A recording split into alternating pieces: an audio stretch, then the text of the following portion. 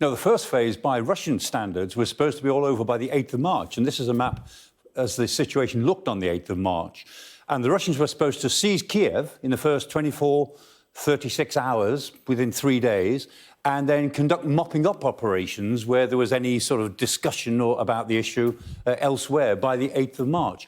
And they didn't do it. I mean, they had elite forces. Their elite force, the 1st Guards Tank Army, the 2nd Combined Arms Army, working from Sumy up there in the northeast. They were supposed to be in Kiev within hours, and they didn't make it after several weeks. Down in the south, they did a little bit better. But even there, they used their airborne troops, their elite troops. Not one of their elite units seized their objectives and held on to them. So they lost everywhere. The first phase was a complete disaster.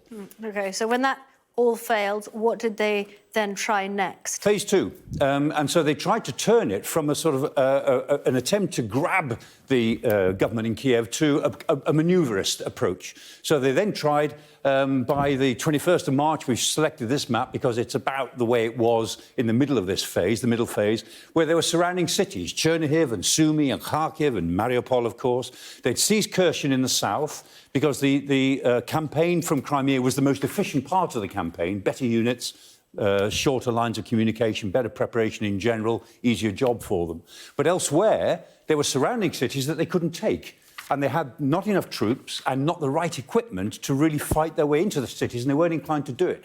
So the second phase was this attempt to maneuverist approach to actually subdue the whole country and still surround Kiev, which by the 21st of March they had signally failed to do.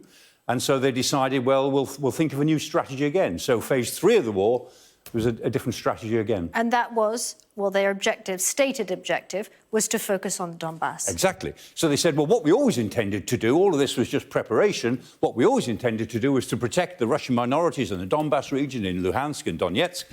And so they rediverted. The troops that had been beaten in Kiev and quite badly beaten were rediverted round the outside of the clock in Russia to come into this new offensive in the Donbass region. They wanted to strengthen their hold on Kherson in the south, make sure they didn't lose any more in the south because they'd already been being pushed back from Mykolaiv. And so this is an attempt to, as it were, grab the territory that they always said mattered to them from the very beginning. OK, so day 61, where are we in that key Donbass region? Yeah, so as of today, they're trying to draw this famous line that I keep talking about between Kharkiv and Mariupol to create this salient and catch most of the Ukrainian army who are dug in there on the wrong side of the salient to literally surround them. In reality, they're trying to push from Izium, which is a bit further this way, down to Donetsk. That would be a smaller version of the salient. That's as much as they can do at the moment. And they're not making very much progress. They are making more progress at Kherson. They're pushing hard at Kherson again this week.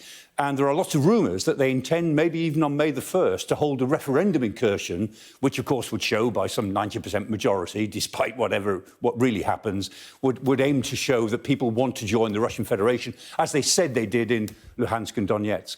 So that's where we are for now. This offensive is not going terribly well. Something important may be happening around Kherson this week. OK, we shall see. Professor Clarke, thank you very much.